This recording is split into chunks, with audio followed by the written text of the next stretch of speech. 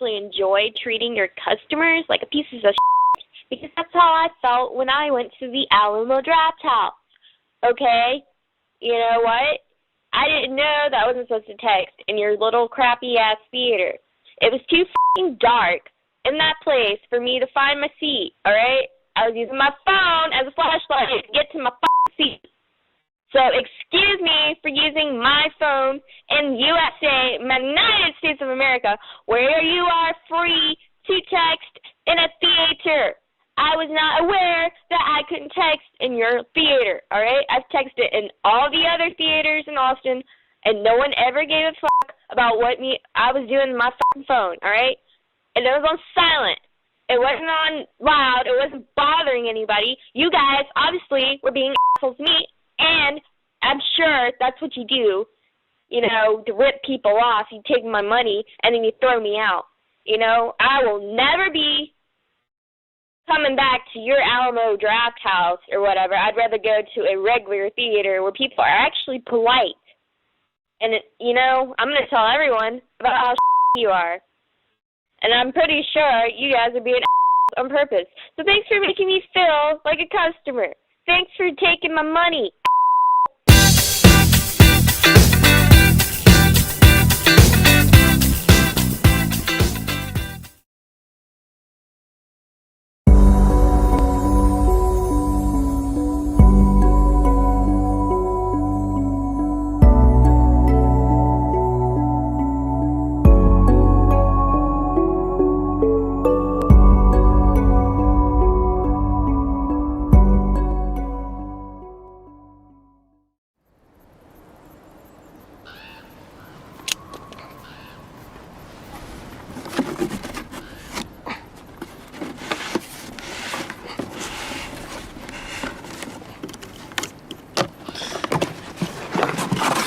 It's chocolate.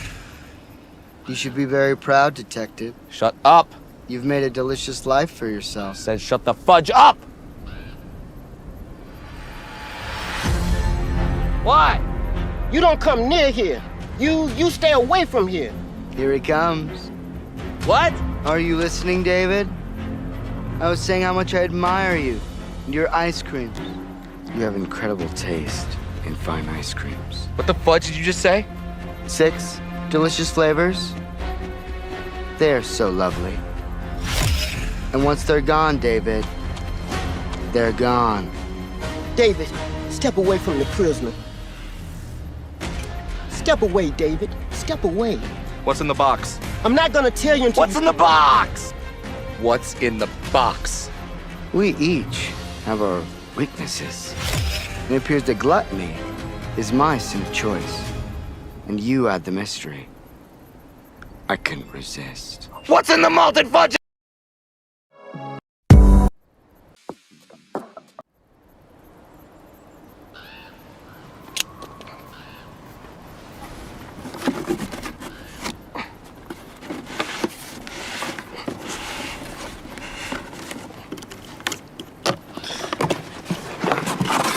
It's chocolate.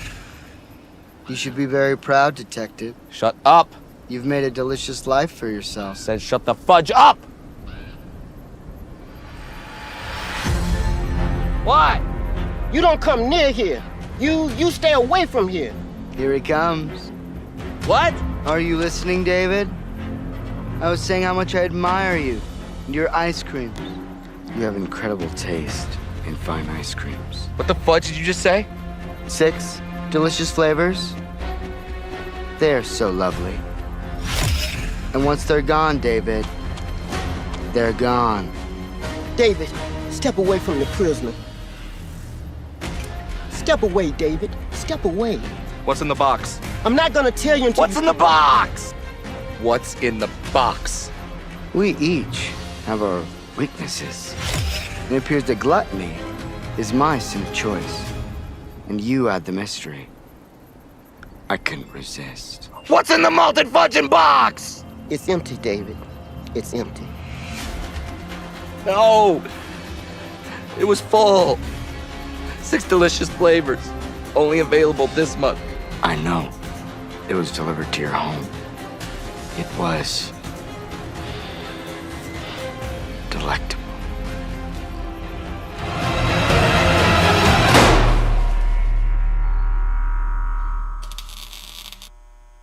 Do you think anybody's gonna get, like, offended by this? Just tall white Karens. Monotony. It comes in all shapes and sizes. Dull, tedious, just plain boring. But what is this? A contender, perhaps? Something unboring by the looks of it. Jabs right at dull, an uppercut to tedium, something that keeps you on your toes, keeps your head on a swivel. A knockout punch to your old, boring workouts. Welcome to Fight Camp.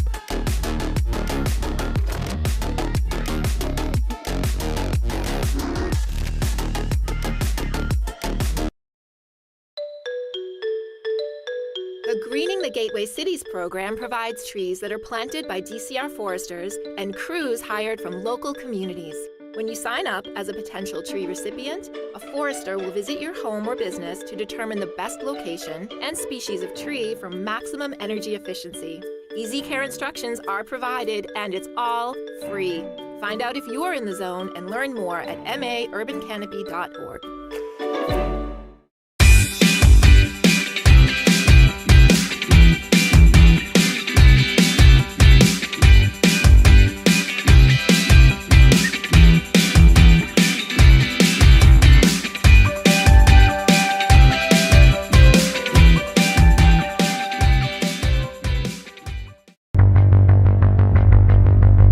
Educational crisis in this country is the civil rights issue of our time. So you go to Washington, D.C., our capital, right? Go right down the street. Some of the worst schools in America are less than 2 miles from the state capital. As a family, how was our report card? Show me a lazy child, I'ma show you a lazy parent. There was that village that was there. It is different. I mean, because you're dealing at times with a lot of trauma. And that trauma sometimes may be caused by the school, but a lot of times it's outside of school. It was a very chaotic household. There was always someone yelling, someone fighting, the cops being called. Students don't care how much you know until they know how much you care. You know calculus, who cares? If there was any system anywhere that was failing white students to the tune of 83%, the system wouldn't exist anymore. It would have been broken into a million pieces. Now, the expectations for what success are is so low. Like, we're letting kids make up work, you can make it up, don't worry about it, do it again. Instead, we make things crutches, and I don't like that. I think the real issue in education is mediocrity. The person who comes to work every day and just does the job. You have failed these students. This is child abuse. And those who have abused these children should be held accountable.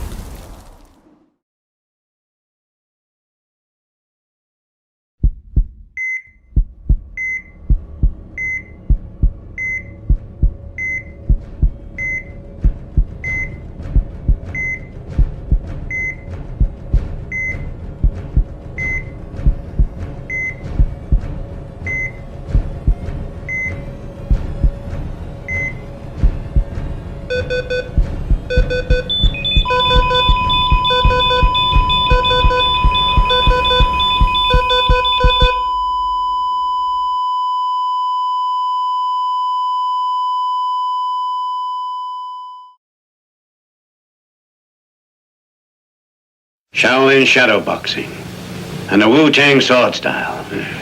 If what you say is true, the Shaolin and the Wu-Tang could be dangerous. Do you think your Wu-Tang sword can defeat me? On guard. I'll let you try my Wu-Tang style.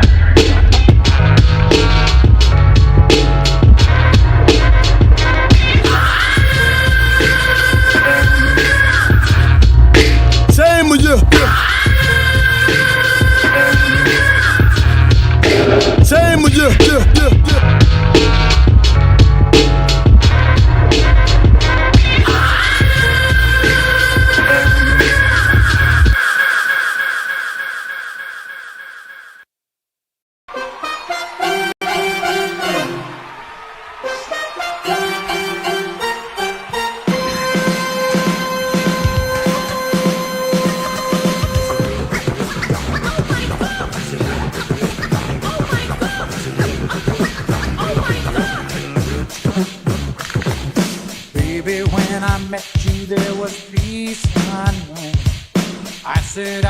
Get you with a fine-tooth comb. I was soft inside.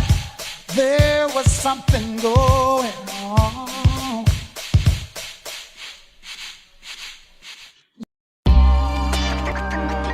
Notorious, we notorious. Yeah, we notorious. Yeah, we some warriors. Out here feeling glorious. Yeah, we notorious.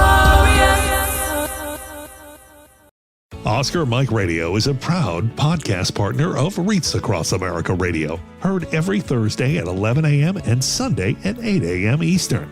They're also big supporters of the nonprofit I Got Your Six, 2 Lives at Once. And with every wreath you sponsor through Oscar Mike Radio, $5 goes back to this great organization dedicated to making a difference in the lives of veterans, law enforcement, firefighters, and first responders battling PTSD. 2 Lives at Once pairs these brave men and women together with dogs rescued from kill shelters. In this way, 2 lives are saved at the same time by saving each other. Donate now. Go to reachacrossamerica.org/Oscar Mike Radio to help. That's reachacrossamerica.org/Oscar Mike Radio.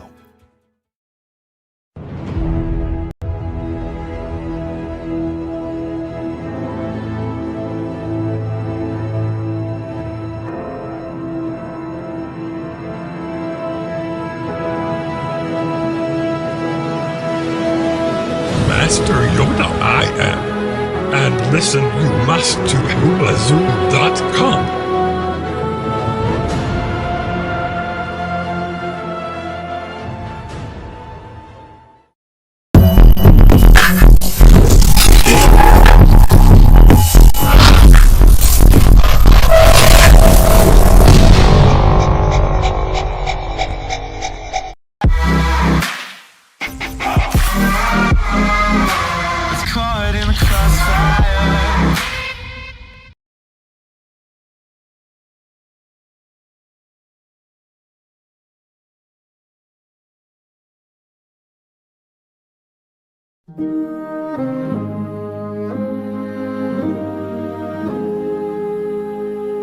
The only solution that I see is to establish a firm front.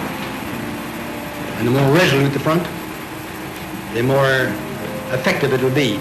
I want to emphasize that the damage report which I gave to you is based on preliminary reports received shortly after the completion of operations.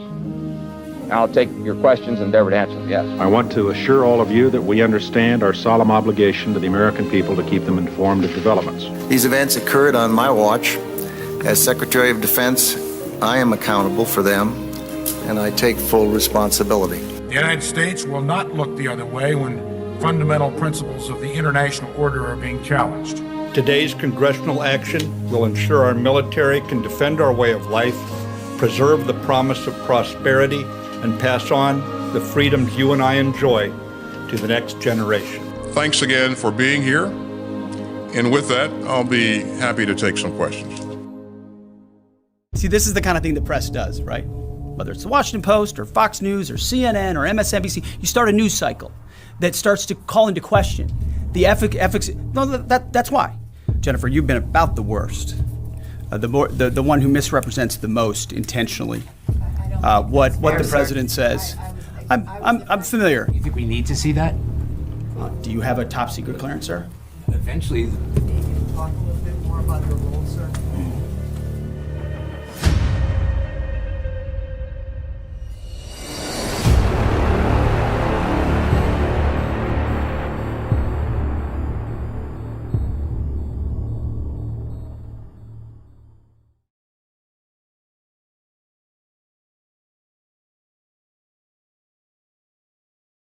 Can you dig it? Can you dig it? Yeah. Can you dig it? Like some motherfucking action heroes in it. Yeah. This is destiny. This is madness. This is the proof. Step into the twisted mind of my literature, designed to get into the depths of your mind, administer sickness around to mimic the likes of snuff cinema. What you must get into, you're nothing but pups. Remember you Homer and Happy Simpson, son. Nothing Ithaca. Stalkers like the northern half of Korea's peninsula. ESP your island like the booth, something sinister. ESP your island like the booth, something sinister. ESP your island like the booth, something sinister.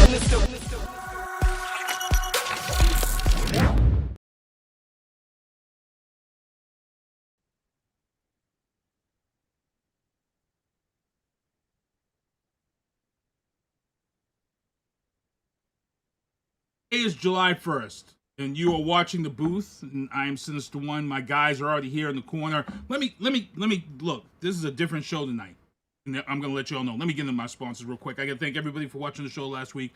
My sponsors and people who support the show: Michael Douglas Barretto, MDB Electronics, Deanna Marie's Music everywhere, 494,000 streams. Push those up right now.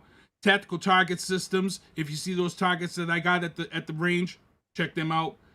I Love Boston Sports. Thank you for supporting the show.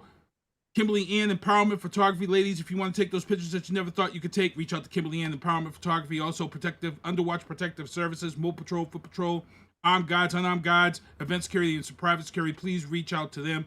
And then my buddy called Larry, Handyman Services, if you need anything around the house. And before we get into the news booth, I got to introduce my guys here.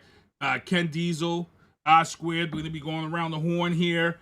And every now and then, before we get into stuff that we really need to talk about, I let these guys kind of give their resumes real quick, because this is going to be a deep discussion coming up. So I'm going to start with R Squared.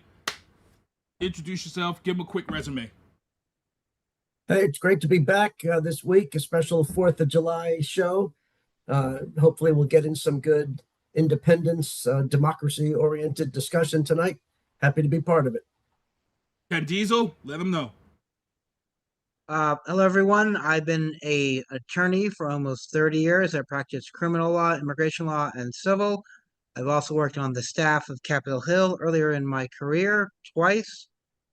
And I'm rip-roaring ready to go. So we're burning daylight, people. Let's get the show on the road. Let's get into the news booth. As I said, every week on this show, until this kid is caught, we are going to mention we want him caught. Davinci Leonard, turn him in. Ken missed last month's show. We talked about a person who was arrested. This person allowed him to sleep at his house the night of the murders committed. This person is now being held in jail without bail.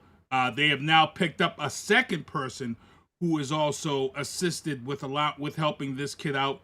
This person was brought in front of a grand jury. That person is being held also without bail. Again, I can't say it enough.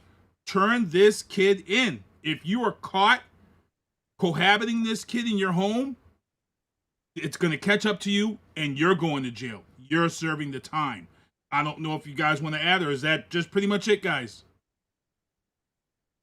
Ken, as a defense attorney? Yeah. There is something called accessory after the fact and being a joint venture. Even if you had no knowledge of the planning of the crime or the execution of the crime, if you are aware of the crime, after it occurs, and you do something to aid in the destruction of evidence or in avoiding being arrested or anything like that, you can be charged with an accessory after the fact and suffer the same penalties as the people who actually perpetrated the crime. For example, if this individual is staying in your house and you know who he is and you know the police are after him, that's accessory after the fact.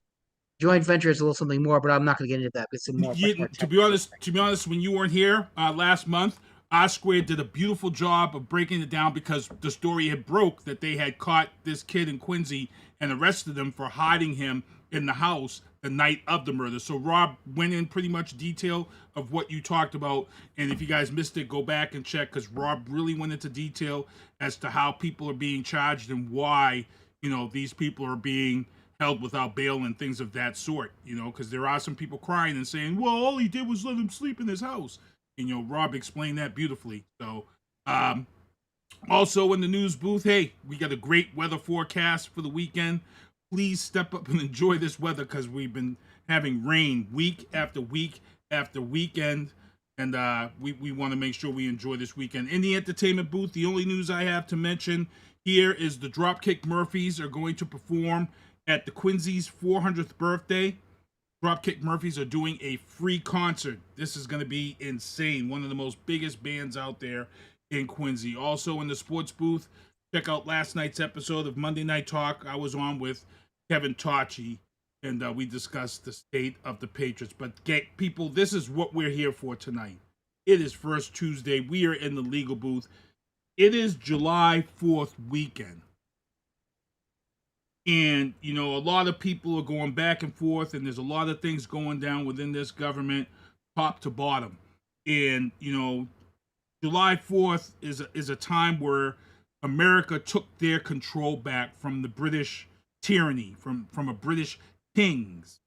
And, just a few weeks ago, we had the hashtag No Kings events across the country on the same day as Mr. Trump's birthday, which was a complete bust.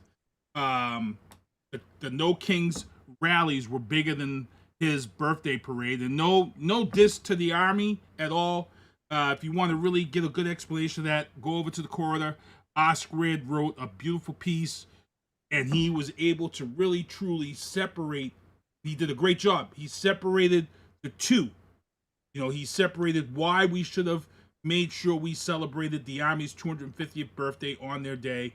He really separated that. He really laid out why and showed his support. But then on the other hand, he gave his views on this current administration. Now, the first thing I want to talk about in the legal booth before we get into this other stuff, Ken Diesel, I need an explanation here. A lot of people are upset.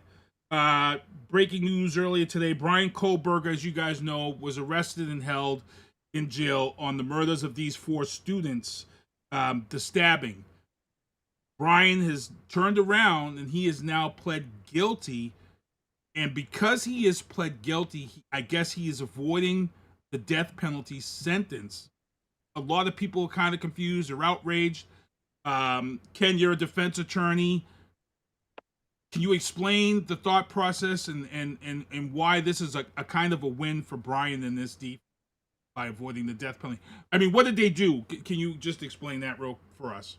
Sure. First of all, I need to give you a brief background we call the absolute authority of prosecutorial discretion.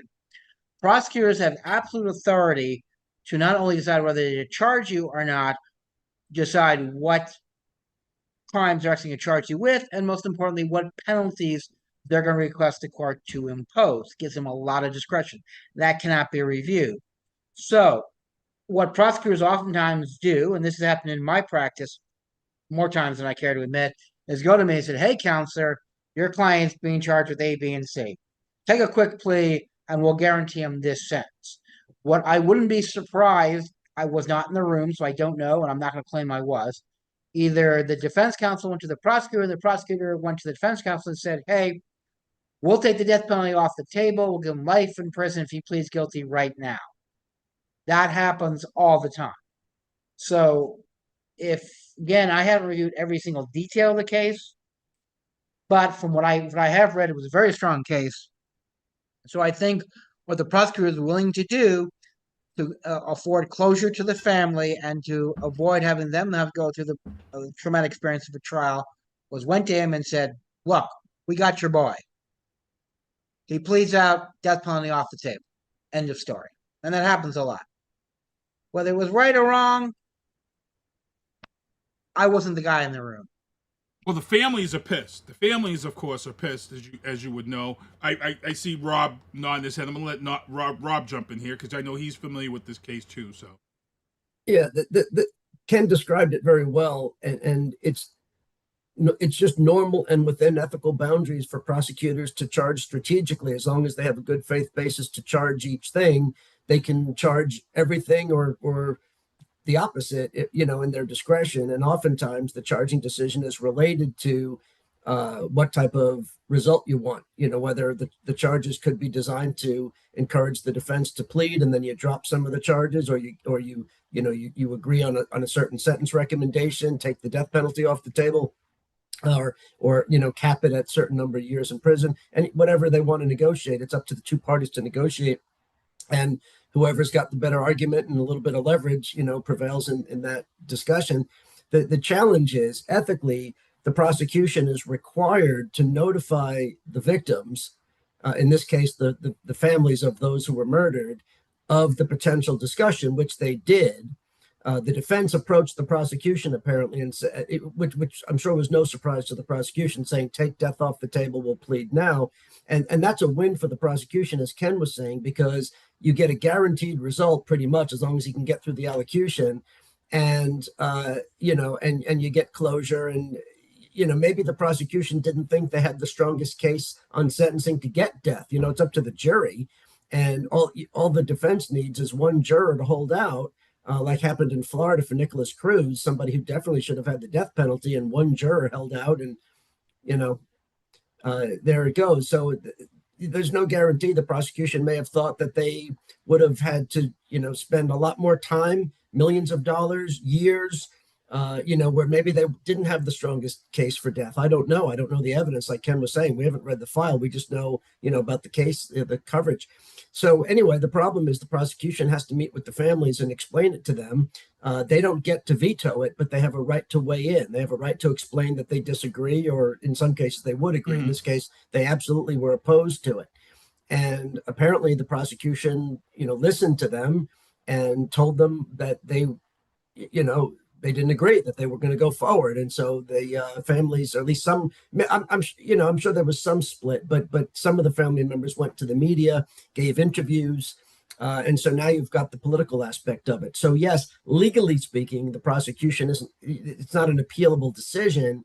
However, if you're the elected DA and you've got a case with a lot of, or state attorney, whatever they call it there, if you're the elected official and you're getting negative publicity, that does weigh into, directing downward to the prosecution team. Listen, dudes, this is not how we're going to play this. So it'll be interesting to see if there's any such electoral pressure. I don't know. Maybe it's a safe seat. I don't, those are things we don't need to get into, but it'll be interesting to watch. I mean, hey, there's still always prison justice. We all know. So, I don't condone it, but there are some things that happen, and sometimes prison justice will have the answer for you. All right, let's keep here in the legal booth. In the legal booth, if you guys didn't realize or hear this, Trump's big, beautiful bill passed yet again at the Senate level. Once again, in the middle of the night while we slept, it was hashed over. And once again, it passed by J.D. Vance's tie-breaking vote. Now, I've talked about this on this show. I mapped it out, and I said that the margin for his bills to pass is very slim. The problem here with this big, beautiful bill and what is happening is that, there were people who had spoke out against it, and it was looking like it wasn't going to pass and make its way to the House. The problem here is that there are a lot of stories coming out that there are a lot of GOP members and things of that sort who were threatened behind closed doors. Certain members were having pizzas delivered to their house in the names of deceased kids or family members leading up to this. Musk has come out and he's on the opposite side. He's bashing Trump on this, and he's bashing any of these Republicans who stepped up. This bill is a horrible bill. Some of the things that, so for those who didn't remember, this bill passed again once before by one vote, which was J.D. Vance's vote. But then what happened was there were things that they wanted removed and taken out of this bill so it could be put to vote again. So it went back, and some of the things that was taken off was the sale of public lands was removed. You know, there were some things that removed. And I had some people that were saying, well, you know, you got this removed and this and that, so you should be happy. It's like, okay, but you still vote. Here's the thing, people. You still voted for Trump, and this was all stuff that was listed in Project 2025. So don't be happy that they removed this from the bill, because if you didn't vote him in the first place, we would have never been to this point where we're at. So now we go back, and it now passes again on a J.D. Vance vote. So fingers crossed, it's got to go to the House now. And this is, again, we still have a very slim margin of error here for MAGA. MAGA caucus is not the majority.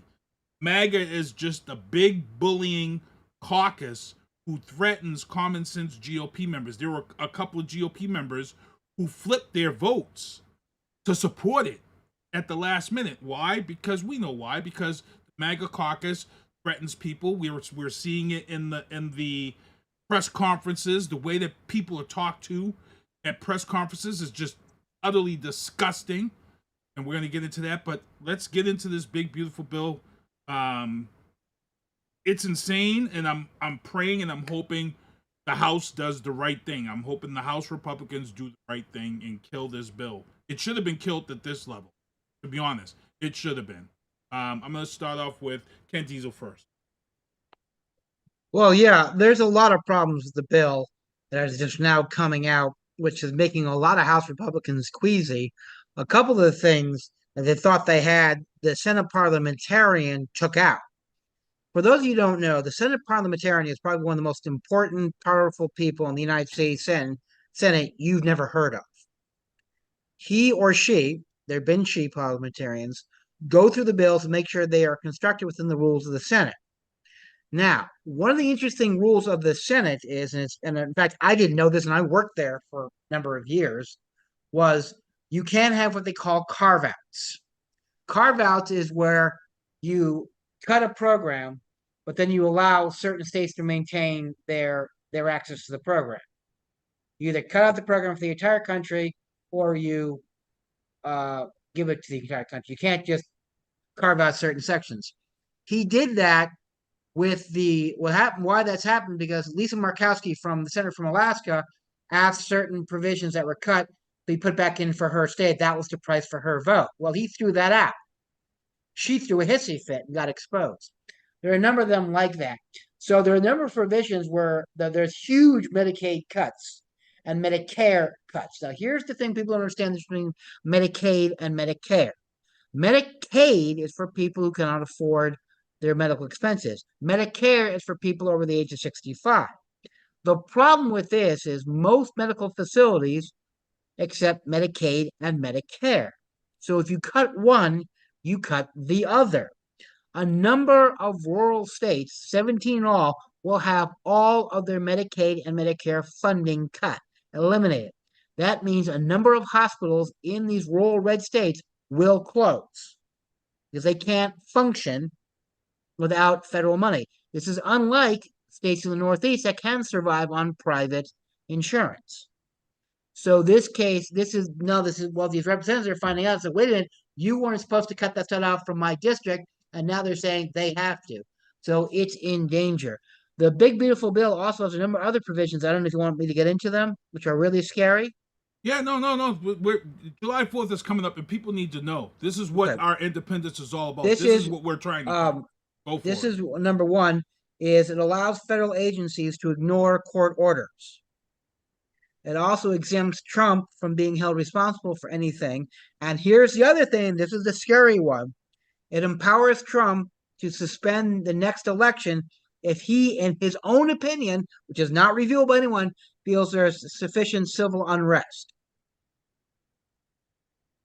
And that decision is unreviewable by any court. That blew my mind. That's gotten absolutely no publicity whatsoever. Basically saying, there's provision there that make all of Trump's executive orders unreviewable by any court. Now, the courts may say that's unconstitutional, but being the fact that recently the Supreme Court has really been kowtowed by Trump, I'm not so sure. Yeah, we've seen the Supreme Court has been super busy because they're about to close the session. They're about to close their session out for this year. So they've been getting a lot of these cases that have popped up done. But let me get to Rob and his points that he wants to make on this big, beautiful bill that just passed by, a J.D. Vance vote once again. Andrea Fernandez in the chat, she says, another sick part of the bill is a lot of the cuts that would take place between 2026 and 2029. Correct. But I'm letting R Squared jump in here now. Yeah, Andrea makes a good point, and that's something that I was going to say, which is what a lot of these bills do is knowing that there's a midterm election or even, another presidential election coming up. In this case, it won't be Trump, but either way, what they do is they delay the implementation for a couple of years so that all the attacks, the arguments against the bill and the harm it's going to cause millions of people, which it will, that has been understated, not overstated, the millions of people who will lose the basic necessities that they have come to rely on. This bill attacks the most vulnerable members of society, people that live in the shadows and rely on the government for things, and people can always debate that, but to strip it away from them. What they do is they start it in a couple of years. So for the next couple of years, they'll say, look, see, everything's okay. Nobody's losing their health care. Nobody's losing their SNAP benefits. Nobody's losing X, Y, and Z. Right. Because the bill doesn't start for a couple of years. And so people will then think, because the American people is so underinformed, that's what we try to do on this show, right, is fill the gap. But there are so many people that are just underinformed and will not figure this out, will not pick up on this, that the damage of this bill will start in 2 years. And that will be, regardless of what happens in the midterm elections, regardless of what happens afterwards, this is going to start. And so, the Republicans are going to say, look, everything's fine, right? It's been 2 years. It's been a year and a half, whatever the time frame is for the election. And because that's a lie, because it doesn't start yet. And so that's a very important point, the way this works. And that brings me to the big thing, because Ken went through the bill, and I'm not going to try to, repeat that. But the one thing that I'd like to raise, and I've done it on the show before, I believe, and I've certainly done it in the corridor, is this idea of reconciliation. And this is a chance for Ken to pull out his pillow and get even with me. But the fact of the matter is and I'm going to try to do this really fast because I don't think people have the attention to listen to a detailed legal lecture here. But the point is this reconciliation process, and by the way, both parties have abused it. All right, this is the worst abuse I've ever seen. But both parties have used it because when you get rid of the filibuster in the Senate, or if you have the filibuster in the Senate and you need 60 votes to end debate, neither party can get to 60 votes now because there's no cooperation on this type of thing. And so they can't get any legislation through. So they use the reconciliation, which only requires a simple majority, 51 votes, or the vice president to break a 50-50 tie to make it 51. And so they've used it, and I should say abused it. What budget reconciliation is supposed to be is an editing process. Budgets last for years, right? Congress has to appropriate certain amounts of money for certain projects, and that money has to be spent with certain amounts of time. And we know that things change, and they want to switch money, between projects, between accounts. And so the reconciliation process is not to pass new legislation. It's not to cut programs, add programs. It's not to pass all kinds of unrelated things. It is simply supposed to be a way to edit the existing budget so that they can shift appropriated monies between things in a legal way, because Congress has to say it's not just that they passed let's say $2 trillion budget. Each dollar in the budget is appropriated for a specific thing. And when they want to change it, Congress has to come back and do that. That's what the reconciliation is. It is not supposed to be used for this process at all. And so when you take this horrendous piece of legislation that Ken, went through some of the worst pieces of, None of this should be done in budget reconciliation. None of this is a budget reconciliation process, or very little of it, certainly. And we're the constitutional experts out there, right? Just because each side has done it, everybody's going to stay quiet. Well, I'm not going to stay quiet. This is fraud, waste, and abuse of your taxpayer dollars, America. This is not how this is supposed to pass. This bill couldn't pass with 55 votes, let alone 60 votes. And the Republicans are basically pulling the football, Lucy's pulling the football from Charlie Brown, and that's what they're doing. They're pulling the law away from us, and they're sneaking in this legislation that has nothing to do with budget reconciliation. Nothing. And what are your guys' thoughts? What are you guys' thoughts? Because I watch a lot of C-SPAN. I tell a lot of people, a lot of people like, you watch too much. I'm like, look, I don't watch a lot of mainstream. I watch C-SPAN. I've been watching C-SPAN because you get a lot of stuff from the horse's mouth. All of the voting of the bills are on C-SPAN. All these discussions about bills before they become bills are discussed in the Oversight Ways Committee meetings. People, all of it's there. All the stuff comes out in the open. And some of the stuff that I was hearing about that was brought forth by Republicans and Democrats was the fact that there were these threats. You guys' thoughts on these threats that were being made to GOP members? We've talked about common sense GOP members who don't want to support Trump, but we've got these, as you would say, these Gestapo tactics. Let me jump in real quick. I think Ken has a lot to say. Let me just jump in real quick as something I wanted to say about this, and then I'll shut up. Yep. You take a couple of these senators, Josh Hawley, John Cornyn, a couple of others, Johnson of Wisconsin, a couple of others. And, you may remember, if you've seen the news, they're playing sound clips about how they oppose this bill because, from Hawley and Cornyn, because of the rural hospitals, what you guys were talking about, they said, oh, no, we can't. We're going to, all of our rural hospitals are going to close. It's going to be a medical catastrophe in our state. No way. And then they never once planned to vote against it. Right. I mean, they voted yes. They voted yes each time. They voted consistently on all the amendments that were being offered. So they make all this noise, which they probably want to use in sound bites, which are basically a lie, because at the end of the day, they never hesitated to vote for the legislation, even though they made all these public comments acknowledging the tremendous harm it's going to do to their own states, their own constituents. And that's the hypocrisy of this, right? I mean, no party is perfect and no agenda is perfect, but this is not what we're talking about here. This isn't about perfect. This is about catastrophic. This is a group of people, and these aren't the people being threatened. These aren't the handful of moderates that you can still try to find in the House or the Senate. These are MAGA people. These are full Trump. These are people who are all in on Trump. They're not being threatened by anybody. They have the ability. They had the ability to team up with people like Tom Tillis, who now is losing his Senate seat because he had the courage to stand up to Trump, and Rand Paul, who I don't care for, but he did the right thing on this bill for different reasons. Of course, he did it for funding reasons. You had Johnson of Wisconsin saying he would have to vote against it because it adds $4 trillion to the debt. He voted for it, and so these aren't people being threatened. These are people who know. They know full well the financial catastrophe, the medical catastrophe, the poverty implications. They know all of this, and they're proudly flying their MAGA flags and voting yes. That is the problem with this. Go ahead, Ken. The other problem people don't understand is these Republicans have two constituencies and two constituencies only, and neither one of them are in their district. The first is the MAGA maggots.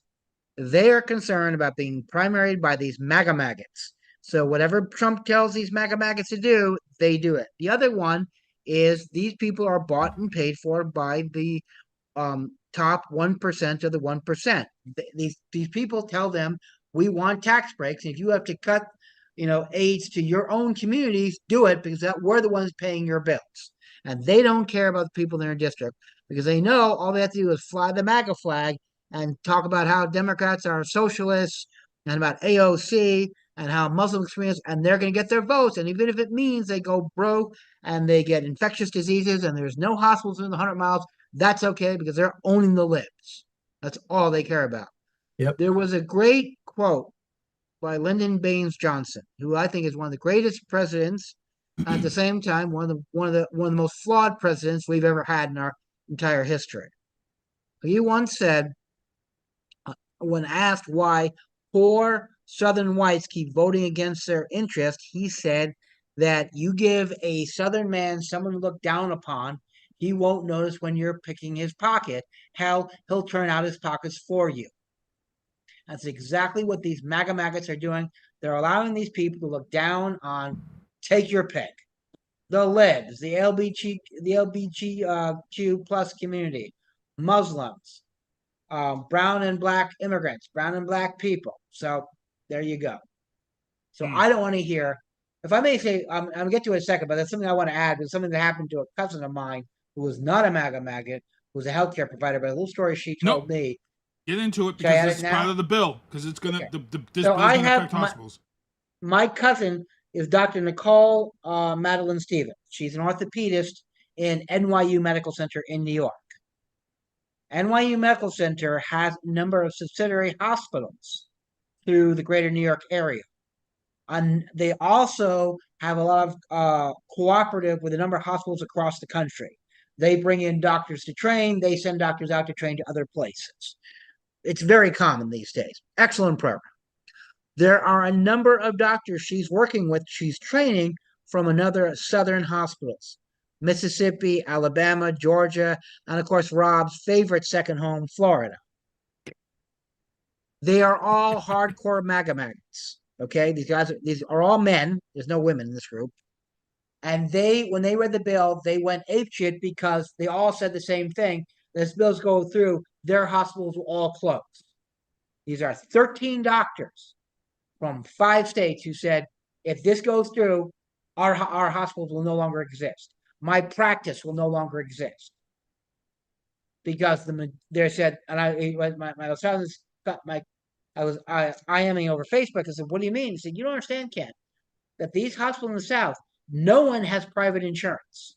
They're all on Medicare or Medicaid. The vast majority of these people don't have private insurance. That's why Obamacare was so popular, because they actually can have their 70 to 80% of the hospital's income comes from Medicare and Medicaid and SSI and SSDI. 70 to 80%. To give an example, NYU's is around 20 to 30%, depending how you divide it. 78% of NYU's medical revenue comes from private insurance or private pay. That's not true in the South. Of course. So these hospitals these doctors are going to become unemployed when this bill comes through. And they are infuriated because they all said the same thing. This wasn't supposed to happen to us. We were supposed to be protected. It was race, fraud, and abuse. It was taking care of all the illegal immigrants, which I'll get to in a second.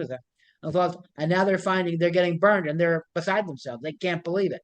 They've called their senators, they've called their representatives, they all the same thing, but don't worry about it. We got you covered. And they're getting lied to, and they're so infuriated right now. But here's the thing: not one of them is changing their vote. Well, that's just it. I feel badly for the patients. I hope they all lose their job because they deserve it, considering the evil that they're perpetrating on other people.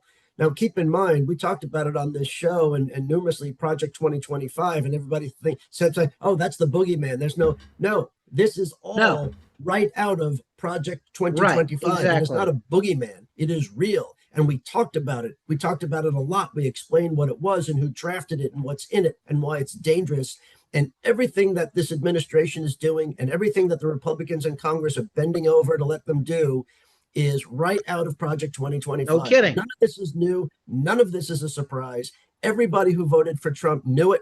Everybody who voted against Trump knew this was going to happen. The people in the middle, I don't know, but everybody knew the information was there. And so, my heart goes out to the innocent people who are going to get screwed by their government here, but not to the practitioners, not to the people who voted for this.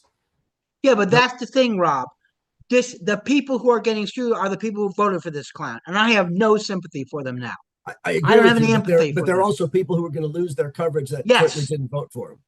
Well, yes, those people I have sympathy, empathy, but I'm talking the majority of these people in these districts voted for Trump. If you look at Alabama, Alabama voted for him overwhelmingly. If you Yep. take out the black belt, they voted for him overwhelmingly. And there's one getting hurt, and I have no sympathy whatsoever for you. They're all getting screwed, and good. Felicia in the This is chat what you says, Felicia in the chat says, that's true. My parents were in Florida. Worst case ever. I had to fly them home in 2017 for them to get the best care. It's funny, you guys, you know, you talk about the states and counties, and I remember Rob talking on this show, and Rob made a great point about the red states. And Rob had mentioned how these southern states, these southern red states that have counties, Rob talked about how these counties don't have a good tax base, and they actually pull taxes and monies in from the Democratic states that they pick on and talk crap about. How they pull that money in from that pool. And here it is again, the F around and find out situation here where a lot of the states and stuff affected by Project 2025, it's not the Democratic states, it's really the red states and these counties, and people aren't really seeing it. And like you guys said, the high majority of these counties and states, red states, they heavily voted for Trump. And, you know, we see the story that we talked about here on this show, like the town that, you know, mints all the pennies. That town is going to die because Trump has announced, you know, he's no longer going to be making pennies and minting pennies. So this whole town livelihood was based on the minting of these pennies, and it's done. They're done. And, you know, it's crazy because we talked about the threats and things made. Elon Musk has come out. He spoke against this big, beautiful bill. And now Trump and him are back and forth. They're back to fighting. Trump announces today that he's going to have them look into his immigration status now. And he's going to now turn Doge on Musk and how he's been doing business. See, here's the thing. Doge he's out. So Musk no longer has access or control over this Doge. So now Trump is saying he's going to have them look into that. And anybody who has opposed this bill, as you mentioned, Rob, they're going after them hardcore. Marjorie Taylor Greene had spoke out on this bill, and she got quickly shut up. Trump had mentioned something, and you know, if you watch these press conferences, they disgust me. I can't even watch. I mean, the first term, I was able to watch some of these press conferences with some of these Trump people. I can't even watch a press conference. She is so horrible. Look, I worked at the MBTA for close to 25 years. And one of the things that we did was that you treated people with respect in the professional atmosphere. There were people fired for the way you talk to people at that professional, the way that, and we're going to get into where the Hegseth and all these MAGA Trump people are talking to people in these press conferences. And here's the scary part, people. A lot of that press corps that's in there now were all pretty much handpicked by the Trump MAGA team. And now they're realizing they're getting stepped on, shit on, crapped on, and it's just horrible. Horrible. So let's get into that one too. Let's get into that before we get into this citizenship. Yeah, we're talking about that, Andrea. We're going to get into the Cologne too. That's coming up in the Trump trouble. But let's talk about the press and how they're being treated at these press corps. Because I'm sick of it. I can't watch R Squared. I know you watch a lot of these like I do. I mean, look, you've got every administration has some antagonism with the press. It's just the nature of the beast, right? The press's job is to ask difficult questions and to write stories that are not always flattering. And, you know, it can be problematic. And, you know, that's the way it's supposed to be. That's not the press doing anything wrong. That's what they're supposed to be. Now, yes, there are certainly examples where members of the press have gotten carried away. There are times when the press as an industry is too focused on playing gotcha and looking for the next scandal to be the first one to write about instead of really reporting on a good news story, right? And so there is valid criticism to share. The problem is you lose any ability to share that criticism when you go total hyperbolic and you know, attack people, call them out for things that they're not necessarily doing. It's just ridiculous. And so I think we talked about that, where they just did that after, post Iran, news briefing, where you had Secretary Hegseth and then you had Chairman Kane. And, Chairman Kane was handpicked out of the retired roles by Donald Trump because he thought he was a Trumper. And he probably is, except he's also a military officer, so he's not playing politics up there. And look at the difference between him and Hegseth, night and day, right? First of all, Kane is an intelligent, educated, credible person, and Hegseth is a drunk moron. So, you can't really compare the two anyway, right? They're not at all alike. I mean, none of these military leaders in the Pentagon should have to share a room with a dolt like Hegseth, right? He doesn't deserve to be in a room with those people. He had a fake little military career, and he didn't distinguish himself. He wears his suit. You ever look? Sometime I dare you all. When he wears his suit and he puts his little medals on there, his little ribbons. Go look those up. Those aren't significant. Those are the everybody got one medals. He didn't earn anything, and so he's sitting there in the Pentagon because Trump picked him as the stooge of the day to be the Secretary of Defense, not because of any competence. He doesn't want competent people. If Trump picks you, it's not because you're competent, it's because you're not. It's because you're a sycophant. And so Hegseth is there doing his job, embarrassing himself, embarrassing the Pentagon, because I'll tell you, there were a couple of times when I think I said to you, Keith, I said, he kind of has a point. Like every so often, Hegseth would but he lost the point instantly by going way over the top, being so extreme, being so stupid, so juvenile, so dishonest about it, that he lost it. And then you turn it over to General Kane, who just methodically, factually, did everything you would want the chairman of the Joint Chiefs to do. He was proud of the troops. He made sure that everybody knew about their sacrifice and the years of play. By the way, did anybody pick up on the fact that Chairman Kane mentioned how many years this mission was planned? 15. It wasn't a Trump thing. Nope, okay? It wasn't. It was years and years. 15, yep.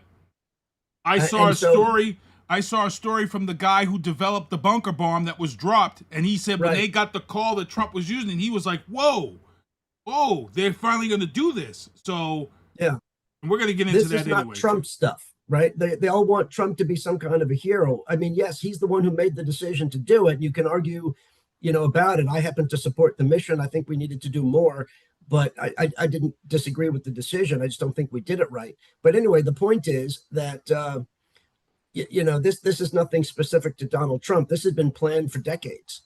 And the situation arose because Israel struck Iran and they were vulnerable. Israel took out Iran's air defenses, which allowed the B-2s and other aircraft to get in there unscathed.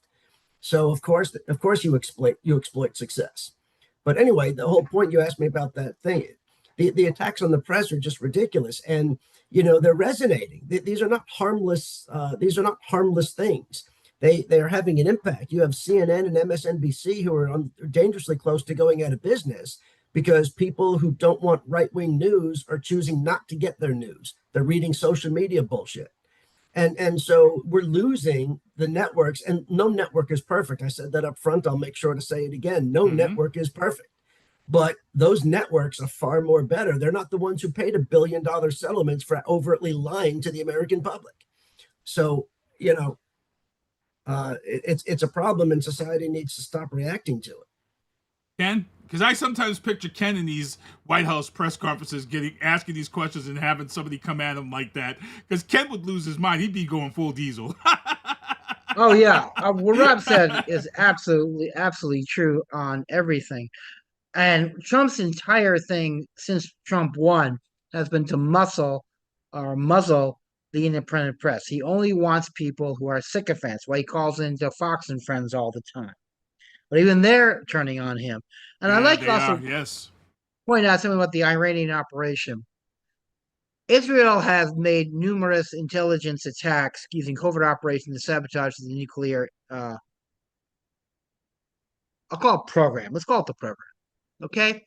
If you believe that Israel did that on their own without any input or help from the American intelligence community, I've got a lovely bridge in Brooklyn I'm dying to sell you. That's right.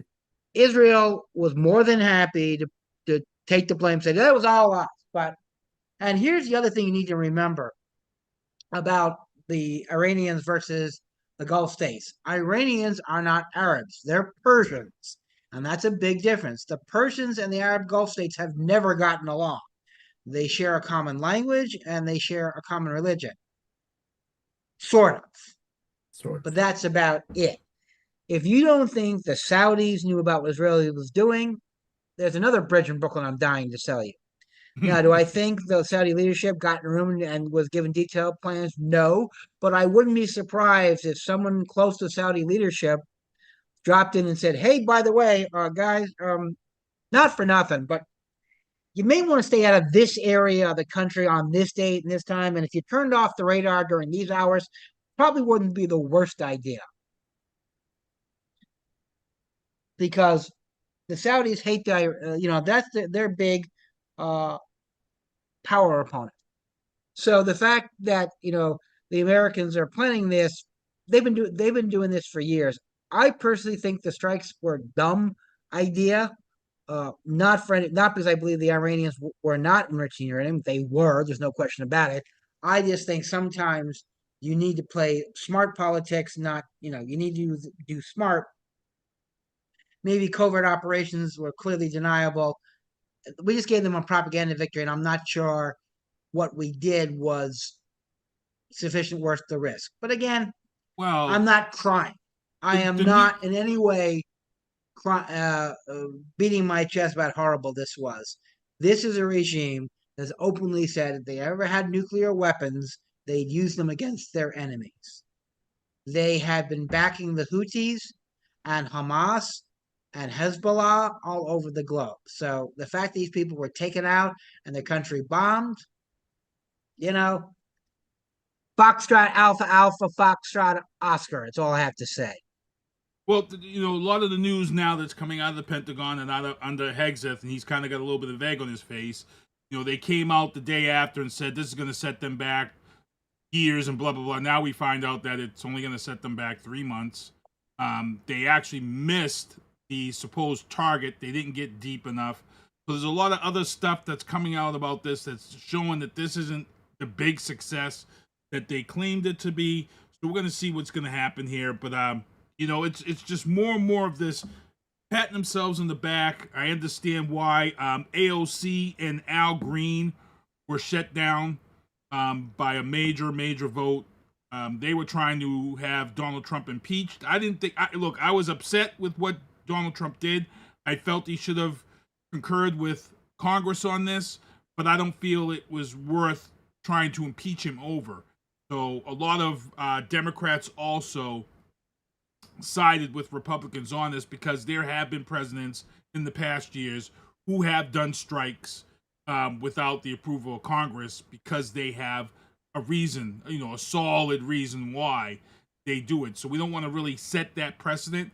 So we don't want to start impeaching presidents for that feeling. And I agree. I agree with that. So AOC and, like I said, Al Green there represent that down. Also in the legal booth, Trump, before I get into this birthright citizenship, Trump is looking into that Musk status. I think we touched base on that. We talked about going after bill opposers. We talked about that. So let's get into this birthright citizenship issue here. So I see a lot of people, MAGA, they're applauding and this and that. And a lot of, so they really push this as a big success, MAGA win, blah, blah. But it really isn't the win that they think it is, because this ruling had absolutely 100% nothing to do with birthright citizenship. What it really only had to do with is the ability for judges in each state to pass this blockage and then block it nationwide. This win was shutting down judges. It wasn't doing anything or affecting anybody in the birthright citizenship. So I'm going to get right into this with the immigration attorney, Ken Diesel, and kind of break this down, because a lot of people are confused here. They don't realize that all this did was it took away power from judges. And let's get into that. Well, it didn't even do that, because I've read the decision. And let me say, it is one of the worst decisions I've ever read from a legal, grammatical, and logical point of view. It makes absolutely no sense. And I've been practicing law for 30 years. And I consulted a number of colleagues who are a hell of a lot smarter than I am. And they all said the same thing. If they were teaching law and one of their students had presented that as a paper, they would have given them an F. Without question. It is poorly cited. Some of the cites don't even make any sense. They're going to come up with the corrections. They always do. Because I read what we call the slip opinion. The slip opinion is the first draft.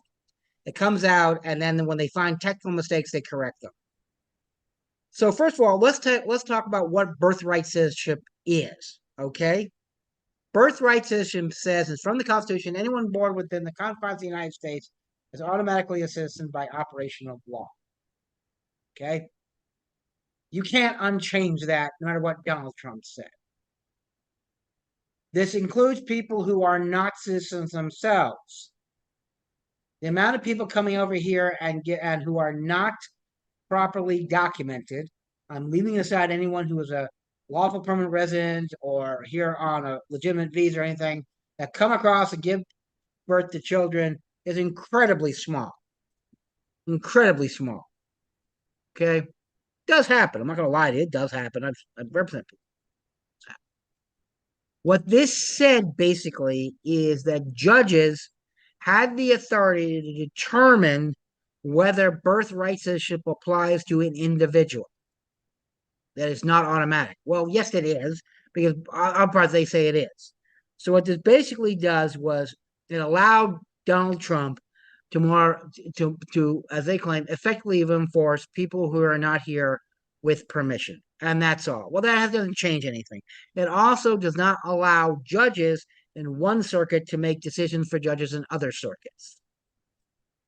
So basically, it will require you to go up against Donald Trump in every single circuit. But then again, it contradicts itself in saying, oh, by the way, this still is good law. So I've read this decision, and if anyone else has read the decision and can give me a logical understanding of it, I really appreciate it, because I read that thing and I had to go get a shot of scotch because my brain was on fire. What looks like it was written by a committee about 4 people who had diverse opinions into one opinion. It does not. I want to be very clear about this, because I saw a lot of this on a lot of the media outlets that I like, says it has ended birthright citizenship. It did not do that, and it was very clear in the decision that it wasn't doing it. Yep, what it does was it empowered certain judges in certain circumstances to determine people are not legitimate citizens, which is scary enough. That being said, I'm really embarrassed by this. I could have written a better decision than the entire Supreme Court, and I'm not particularly smart. I'm a good lawyer, but I am not at the caliber that puts you on the Supreme Court, and I'll be more than happy to admit that. And surprisingly, the number was 6-3. That's what the surprising number was. It was actually 6-3. It wasn't like it was a close vote. It was a clear majority. And they're now saying, though, they might not have enough votes for it to be upheld. And I didn't understand what that was all about. Even though that they voted 6-3, they were saying that there was something there, and it might no. What they're saying is there was a 6-3 decision for that. However, there were multiple decisions that came out. Okay. There wasn't. What happens a lot of times is you have a majority opinion, then you have a concurring opinion, then you have a dissent. Okay. The problem is there wasn't enough votes for a single majority opinion. So you had a bunch of opinions that came out that are contradictory, but there's one main opinion, because what happens is Alito was the main. Right. Okay. Right. Yep. Alito. What happens is if the Chief Justice is in the majority, he gets to decide who writes the decision for the majority. He can do it himself, or he can assign someone else. In this case, it was Alito. If the Chief Justice is in the minority, then it's the most senior justice who makes the decision. The problem is all the judges then have to sign on to the majority decision, and that's what didn't happen. The majority couldn't decide what the decision should be. So the decision of the court is Alito, but he does not have 5 other signatures on his opinion, which is also causing all kinds of problems.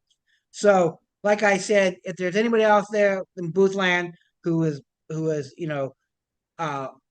a scholar and who has been on law review can help this poor little, street lawyer out, I'd greatly appreciate it. I-Squared, you want to add to that? Yeah. The other thing about sustaining the majority is when the issue actually comes back to the court on the substantive issue. This was just a procedural issue. Remember, we talked about this on the show a few times, that a lot of times the court issues or chooses not to issue injunctive relief, a restraining order or something like that, where, where the court may, rule on the appeal of the restraining order. That is not the underlying issue. And that's what happened here. This is not the underlying opinion on birthright citizenship. That will still come through the system in the regular course of business, or maybe slightly accelerated, but as a regular case. This was more of a procedural issue. And so even though you have a 6-3 decision, this does not necessarily mean, I'm not saying it won't happen, but it doesn't necessarily bind all 6 of those justices to this side of the issue on the substantive matter of birthright. In other words, the issue about whether the Trump administration can unilaterally change the definition of birthright citizenship, that may still fail. The Trump administration still may fail when this issue gets to the Supreme Court. We'll have to see. And so, as Ken talked about, when you have a fractured majority like this, where they write, they agree on which side wins, but for different reasons, then what happens is you don't know that can form an actual legal opinion, a unitary opinion on that side winning the substantive issue. So I think that will be interesting. The other thing is, the Supreme Court did interpret what the original clause meant, and the Supreme Court interpreted it to mean that anybody born in the United States is entitled to citizenship. That doesn't just come from the language, that comes from a court interpretation of the language. So it is remotely possible that the Supreme Court, if they do want to support the administration, could say, they could overturn that precedent, as they have other important precedents, especially this court. They could say that birthright citizenship that statement implied that you were here lawfully. They could easily reach that conclusion. Now, as Ken said, that's a very small number of people. That is not what the administration is after. The administration wants to stop all people of color from becoming citizens, and they're using every mechanism available to them to do that. However, the Supreme Court's not going to go that far. The Supreme Court could, when this issue comes up, reinterpret that language to say, well, of course it means here lawfully. Why wouldn't it mean that? So that'll be interesting to watch. That's the opinion I look forward to reading. As Ken said, this was a procedural piece of garbage. And Andrea is in the chat. Andrea Fernandez says, I heard the case was now refiled as a class action lawsuit. I haven't seen anything like that yet. I don't know if you guys have saw that through the grapevine yet. No, what happened there was, in the Supreme Court opinion, what they said was these individual district judges can't do nationwide injunctions. They can only do an injunction for their jurisdiction, and they can only provide relief to the parties in their action. So what has to happen is, if you want a nationwide injunction or a nationwide decision, you have to file as a class action. Gotcha. Now here's the problem with that decision. Right. Okay. And here's the thing that, again, colleague of mine, much smarter than me, pointed this out. Oh, okay. Then what about all those other decisions that came up, the pro-Trump, that blocked certain regulations? Are those now invalid? Because remember, up until this point, if you had some district court judge in Texas, which a number of them did, that was deemed to be a national injunction. Now they're saying no. Are you now saying all that has gone out the window? And every time the Republicans challenge something, they've got to go to district by district, circuit by circuit? That was unanswered in that decision. Well, that's right. And keep in mind, the Biden administration filed a similar challenge. It got to the Supreme Court, and the Supreme Court went the opposite way. Talk about issues of bias, because you had mostly, other than Justice Ketanji Brown Jackson, you had the same court. And so basically, when the Biden administration said, hey, wait a minute, we don't want plaintiffs being able to handpick a specific right-wing judge in Texas and have that judge do a nationwide injunction stopping an entire federal program. And the Supreme Court refused to give that relief. Then Trump asked the very same question on his side, not wanting plaintiffs to go to any particular liberal-leaning judge and do the same thing. And then the Supreme Court issued the opinion. So technically, the Biden administration wanted a very similar opinion. on the fact that, a single U.S. district judge should not be able to do a nationwide injunctive relief. Now, that gets uber technical. We'll have to see how it shakes out.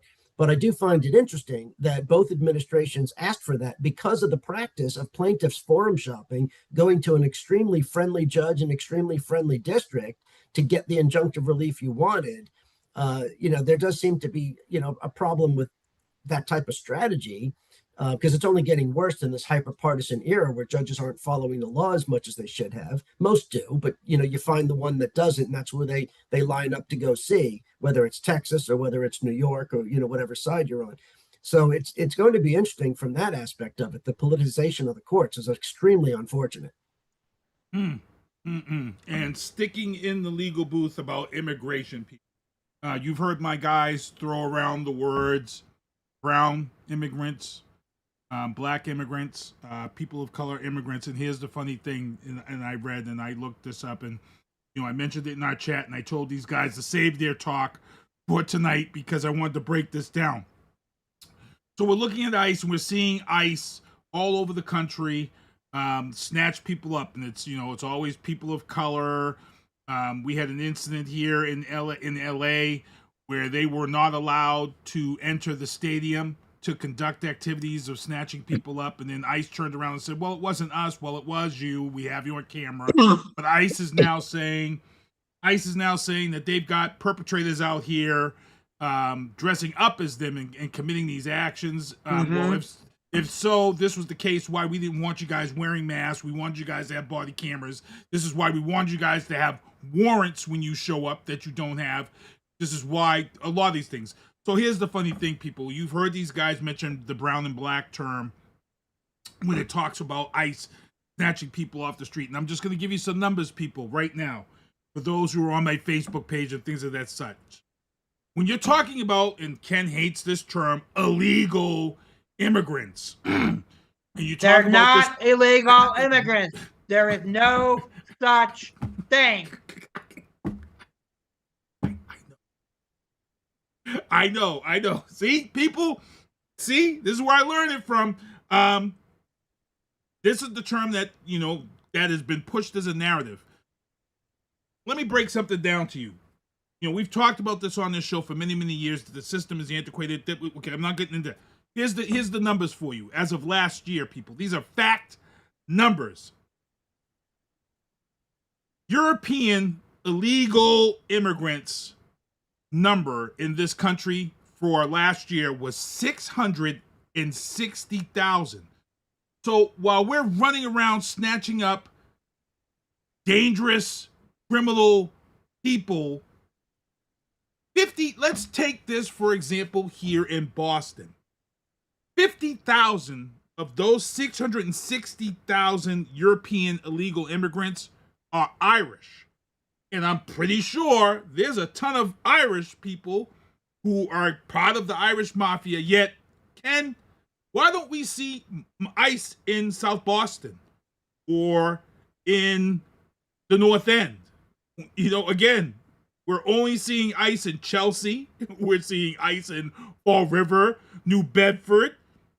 What about all of our European 660,000 illegal immigrants that are in this country? I'm putting this to Ken, the immigration attorney, because he's handling immigration for people of all colors, not just black and brown. No, it's simple. You're not going to see ICE clearing up white Northern Europeans. It's not going to do that because the white Northern European community won't tolerate it. Okay? This from day one, this has been racist. Day one, this is all about targeting people who the Republicans believe are going to support Democrats. That's all it's been about. So you're saying that if ICE showed up in Southie to start rounding up alleged dangerous Irish criminals, you're saying that it's going to be a different. If they showed up in Southie and tried and pull the crap to pull in LA, they wouldn't leave alive. They'd be dead, and everyone would go, wow, his head just exploded. How the hell am I? What do I know? North End, same thing in the North End? Same thing. You pull that crap in the North End, someone is getting hurt, and everyone's going, didn't see anything. Look, Let's try this. I'm gonna say this again. Rob, pull out your pillow and your blanket and your stuffed teddy bear.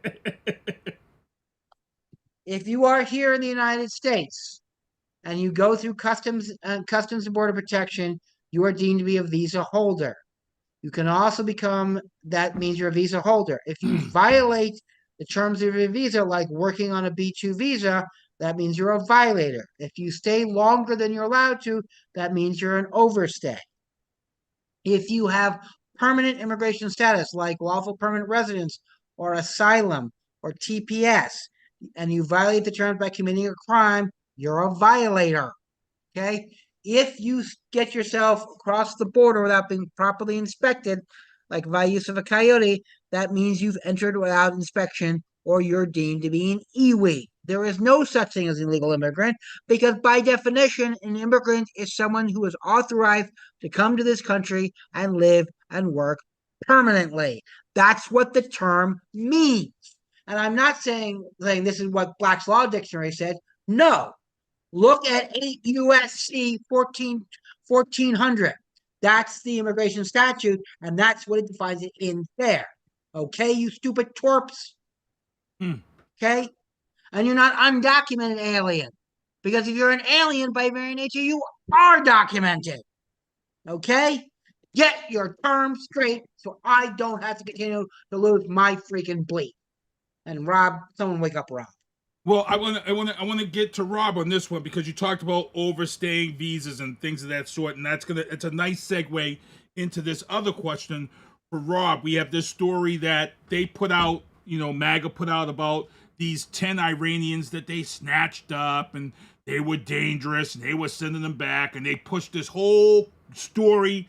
Hegseth was up there and says, we captured, and Christie knew him, we got a sniper who was in the Iranian army. He's got 26 kills, blah, blah, blah. We sent them back. Now come to find out, his wife is now on Fox News. She's saying he was here legally. The government actually approved him because he had to turn over his records. And I see a lot of veterans out here saying, oh, well, he's got to go. Send them all away. And here's the thing. This guy wasn't a terrorist. This guy was an Iranian sniper in the Iranian military, where in Iran, you are forced. It is mandatory for you to serve your military. Here in America, it's a volunteer-based thing. Here's where it's dangerous, people. And this is what some veterans who still support Trump and don't effing get it. This is a veteran in the Iranian military. Yes, he's got 26 sniper kills, but he had to turn all that paperwork in for him to get his visa. He was here legally, but because they have this narrative, he was snatched up because why? His green card lapsed. Why did it lapse? Because him and his wife had got married. They were having a baby. The baby is having severe medical complications, which requires them to be back and forth to the doctors. He said he really wasn't thinking about his green card because every time he goes to renew, they're backed up. As we've talked about on this show, this whole thing is backed up. It is what it is. So they snatched him up in this rouse at the hospital. His wife and him actually voted for Donald Trump because they agreed that criminals and terrorists and people like that should be. But this guy isn't a terrorist. This guy is. So, Ken, again, immigration. This is going to Rob. Rob is a military guy. Rob did many years in the military. There are things that Rob had to do while under service. What is going on with veterans in this country who are applauding the fact that this gentleman was removed from this country for things he did as a military guy? Because I said, hey, be careful, veterans, because this can go the opposite way. You could be going over to see WWE over in Saudi Arabia, and someone could say, hey, while you were here serving in the military, you did this. We don't want you here. Snatch you up and you can go. I feel like this is a slippery slope when this guy gave all the paperwork and the government already approved him to be in this country. Squid, I'm going to let you talk from a military perspective on this. Well, to answer your specific question, that the problem with, the attitude of certain veterans or what have you is simply the, what we call the dumbing of America, right? It's people don't understand the rules. They don't understand the law. They are bought into what they watch on right-wing television, which is incredibly uninformed. So you don't know what they're reacting to, right? Who knows what bill of goods they were told about this person? They probably said he was a member of the Iranian Revolutionary Guards sent here to commit assassinations or something like that. And they probably saw that on, OAN or something and, reacted to it. I mean, so you can understand the reaction if they're being intentionally misinformed by whatever news outlets they're following. And that's the problem with the current state of things that we were just talking about with news media. Now, getting to the bigger issue, the fact is, end of story, he disclosed his background when he came here. He came here in conjunction with the law, right? You either come here in accordance with the law or you come in violation of the law. It's one or the other. He came in accordance with the law. He came through a checkpoint. He did his paperwork. He provided his background. The United States immigration law did not disqualify being in a foreign military as a problem. And if they want to say, hey, we don't want people who served in enemy militaries, then change the damn rule. But this guy did everything right. He came into this country in accordance with the rules, and he disclosed his background, and he was approved to be here, and he would have been renewed except for the fact that he missed his hearing because he was with his wife in the hospital because she was having complications from a pregnancy. And so it's not like he just blew it off. I know you want to say, Ken, let me finish here. And so the fact of the matter is, it's a difficult situation. He's got hearings that apparently, based on what I read, he knew of the hearings but chose to be with his wife. And so here's the thing. If that qualifies him for removal, he still gets a hearing where he gets to present his case. That's due process. That's the Constitution. That's democracy. That's who we are. Here we are July 4th. Let's not forget that. And so if we want to take action against him, because we think that became a violator, using Ken's term, he became a violator by not renewing, therefore overstaying, if that's in fact the case, then he gets a hearing. And in that hearing, he could say, look, my wife was going through complications of pregnancy. She and the baby could have both lost their lives. I needed to be there. I'm sorry. Can I have an extension and do it now? And I bet most immigration courts would be sensitive to that. He didn't do anything affirmatively wrong to violate that. So, I think that this is a very foolish case to get worked up about. This is an argument about why we're not following the rules. The rules are we have due process. Go ahead, Ken. Okay, first of all, he didn't. Ken, I just want to let you know that the immigration attorney representing him said that they were working on the fact that he hadn't shown up because they had the medical documentation. It actually spelled out exactly what was wrong with the wife and the baby, the medical term, and it's a serious issue. And the immigration attorney representing him said, that they were well aware. Everybody involved with him being here was well aware. It's just that they missed it because the situation is very serious. Right. Let me explain to you. First of all, he did not miss any hearings. What he missed was the interview. The way, when you have a green card and you have to go through the renewal process, you go in front of an immigration officer for an immigration hearing. You go to his office. It's about the size of Rob's about the size of your living room, and you sit down. And the guy does it across the desk. I've done these hundreds of these. Forgotten how. That's an immigration officer. He was not in a hearing, but he was not in removal proceedings. Now, I have done these many times where you have to reschedule the hearing for various reasons. I had one time where my client was actually giving birth, and I called up the immigration officer, and I said, I need a new date. He said, why? Because I said, where's your client? And I said, in the emergency room of Brigham and Women, she went into premature labor. He said, great, get me some medical documentation. I'll give you 2 weeks. If you give me the medical documentation that she was giving birth, I'll give you a new date. We did. I sent it to him. He sent it back. Come in on this date. We did. She got her extension. There are ways of getting an extension when you're not there. He did not go to a hearing. And this is what drives me crazy because people throw around terms when they're not. He was not a hearing. He was not an immigration court. He was in front of the processing center, the local processing center. Now, all USCIS has various offices in most major cities. The one in Boston, the JFK building, is one of the biggest for Region 1. You go there and you go to, there's a giant room called E170. Doesn't mean anything else, but it's the size of a football field. And that's where you go to do your interviews and stuff. The majority of the work is there. You only go in front of an immigration judge when there have begun proceedings. They did not begin proceedings on this guy. Oh, okay? shit. Oh, okay. They did not. And that's what's driving me freaking crazy. He missed an interview, not a hearing. That's what And I he said, should that have if they got- want to do something to him, they have to start the hearing process. They haven't even Right. done that. They didn't do that. They also, if they want to, if he found if the LPR status is expired, then they put him in proceedings, which they didn't do. So, I'm very surprised this guy, because if you have a military background, it's very difficult to get green card status. You have to file a lot of waivers. I know I've done this. I had a member of my synagogue married an Israeli. Now, as many of you know, all Israeli men and women go in the army at 18. My guy did his 3 years and got out, and I had to fill out an extremely lengthy waiver for him, which we got eventually. Yeah, the wife said that. The wife was on was on her interview, and she said there was a lot of. She said it was 2 years of work of gathering paperwork. It's an incredible amount of work, but it can be done. But the suggestion that he's some Iranian sniper that he's going to go out, no, he was in the military, like a lot of other young men and women. We are one of the few countries that does not have compulsory military service. Most countries do, including many of our European allies. Israel does. Most of the Gulf states have some form of compulsive military service. I don't know if Canada has it or not. I don't know. I know England does not. They've ended national service.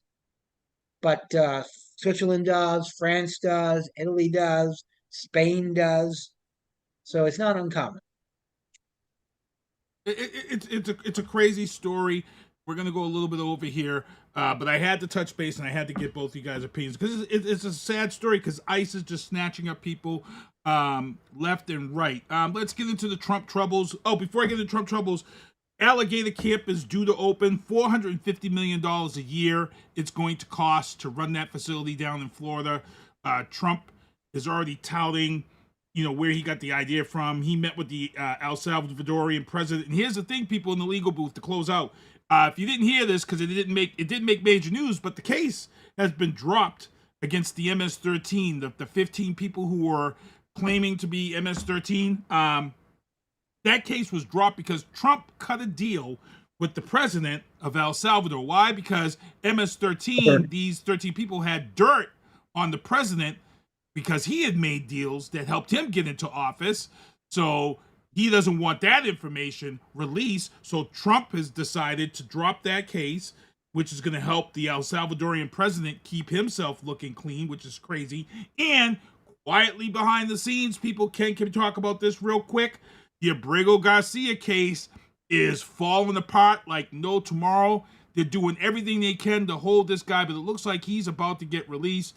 The judge that's seeing this pretty much laughed at the hearsay. We've talked about hearsay many times on this effing show. When you're presenting a case, we had this with the whole voting fix. This whole Abrego case that's been brought and spending all this money on was based on, and I showed the video, body cam from when he was pulled over, where an officer says, you see the extra seat in this van? Oh, this guy is running people back and forth over the border. I'm pretty sure. But when you talk to construction people, they say, hey, guys like this are hired to bring people back and forth to construction sites across the country in construction, because a lot of us Americans are too lazy and we don't want to do this work that these immigrants are doing. This is a guy that, and hey, you think Abrego Garcia was in places with MS-13 members? Yeah, because MS-13 members, they hide out, they got to do construction, and unfortunately, Abrego probably drove some of these MS-13 guys who were laborers to these positions. So all of this is hearsay. Once again, we're talking about due process. This guy, Abrego Garcia, needs his day in court to prove that he's, and the word is that the judge is saying that video that we showed on this show is hearsay. And Ken, defense attorney and immigration attorney, your thoughts on the fact that this isn't it's not making mainstream media because they're all scared for the wrath of Trump on this Abrego Garcia. Yeah, exactly. I mean, this is what every criminal defense attorney, immigration attorney was screaming at the top of their lungs about. Again, this is showing there's a difference between reality and TV show reality. Okay, this is what's getting down and dirty. These people don't know what they're talking about because they're dumb and they haven't spent any time in the system. And they have these wonderful theories that unfortunately are hitting the sharp side of reality. If I may quote Mike Tyson, everybody has a plan until they get hit in the mouth. Congratulations, MAGA Nation. You just got hit in the mouth. Yeah, it's crazy. So let's get into Trump troubles. The grifters at it again. I'm going to let R-Squared give his opinion on it. You know, we talked a lot about the Bidens and all this stuff that everybody... Here's the hypocrisy now. He's in crypto. We've already said on the show we don't agree with it. We feel it's... Now, all of a sudden, Trump... We talked about this phone. Last month, me and R-Squared broke down this whole disgusting phone. And here we are this month, and Trump has announced he has Perfume and Cologne now available on the Trump website that he's selling with the fight. $150 for the smallest bottle, $299 for the biggest bottle. And yet again, I know R-Squared was shaking his head. Grifter, this bugs you. You've written a ton of things about this. Your thoughts again, and why are we not stopping this? Yeah, look, I'm not going to go through it all again. I'll just remind everybody, it is a violation of federal law. It's a violation of different regulations. It's a violation of the ethics code. It's a violation of a number of things. And everybody knows it. Now, the Republicans were all over Joe Biden, as we talked about. We've talked about it on the show.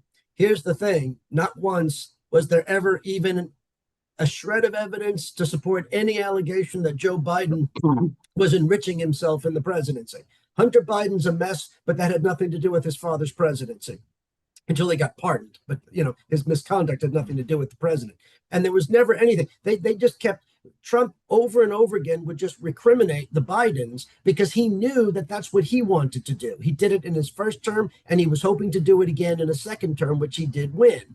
And so he kept going after Biden that way to soften it up so that nobody would give a crap when he got away with the actual criminality.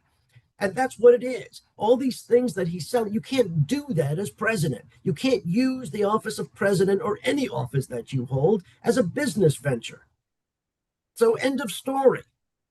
End of story. There's really nothing to talk about it. He's getting away with it because the Republicans won't do anything about it. If the Democrats win control, they can do hearings on it. At the end of the day, I'm not sure what's going to come of it because he's clearly doing it, and you'll never take action against him because the Republicans will have enough people to block it. The Democrats would have to win a landslide election in both houses to be able to hold Donald Trump accountable for any of his criminality. So let's not play that game, right? It's foolish to even go down that route because Donald Trump, you know, the failed impeachments we did in the first term made him stronger for the second term. Let's not make that mistake again.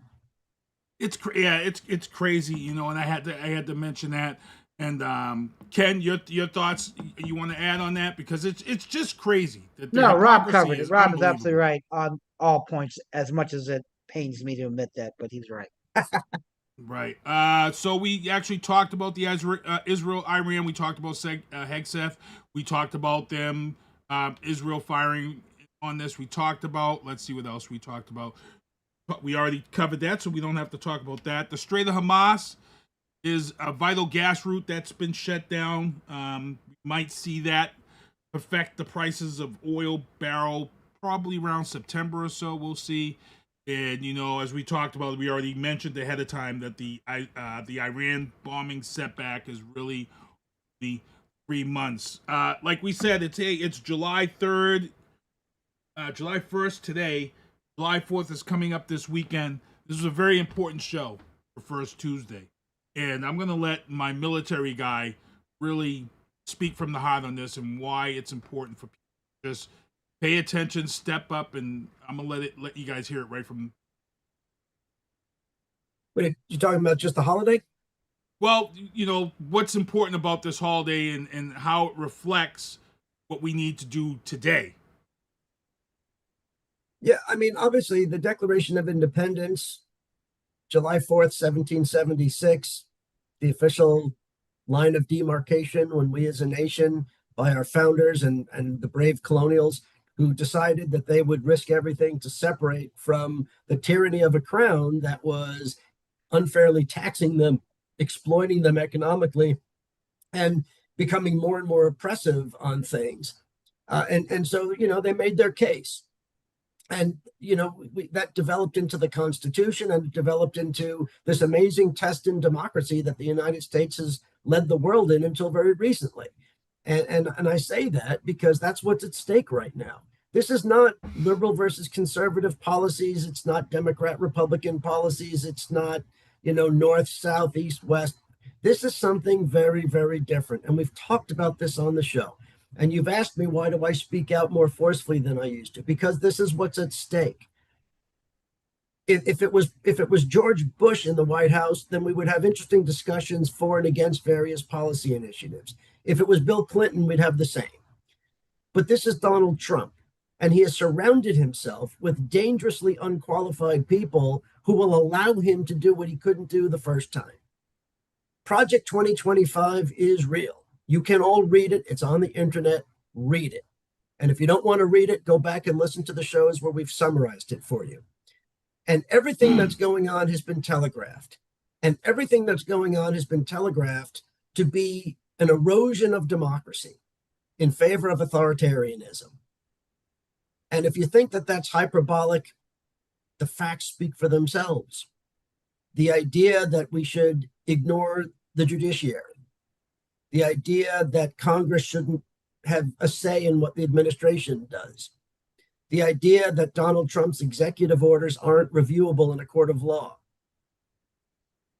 We can keep on listing the things that we've talked about. These are all manifest erosions of democracy.